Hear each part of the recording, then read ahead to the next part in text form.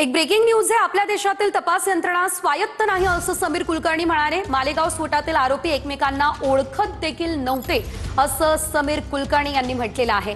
निकाल लागल्यावर हिंदू धर्मावरचा आतंकवाद हा शब्द पुसला गेला असंही ते म्हणाले।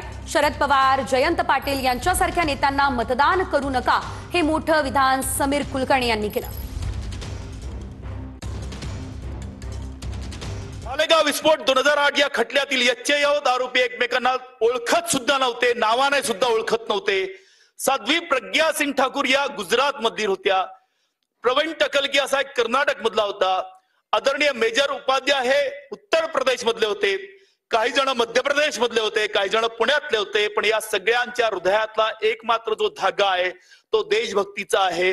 आणि तत्कालीन जे देशविरोधी धर्मविरोधी काँग्रेसचं सरकार आहे त्याला कायद्याच्या चौकटीमध्ये विरोध करणं हा या सगळ्यांचा समान दुवा आहे। की सरकार तर 2014 साली बदललं, पण जे 20 जानेवारी 2009 रोजी दोषारोपपत्र दाखल केलं ते धादांत खोटं होतं, बेकायदेशीर होतं।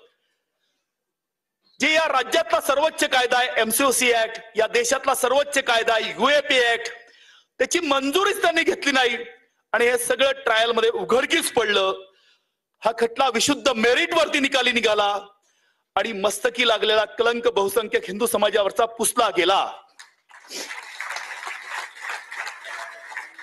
बदललं, सुशील कुमार शिंदे परत निवडणूक नाही जिंकला। पण मी पुन्हा पुन्हा दोन हात जोडून सगळ्यांना विनंती करेल की आपल्या उर्वरित आयुष्यामध्ये ज्यांनी या परमपवित्र भगव्याला, सनातन हिंदू धर्माला विश्वपटलावरती बदनाम केलं त्या सुशील कुमार शिंदेला, शरद पवार, दिग्विजय सिंग, सोनिया गांधी, चिदंबरम, शकील अहमद, अहमद पटेल, सोनिया गांधी, राहुल गांधी, जयंत पाटील यांना अनवधानाने सुद्धा आपलं बहुमूल्य मत देऊ नका।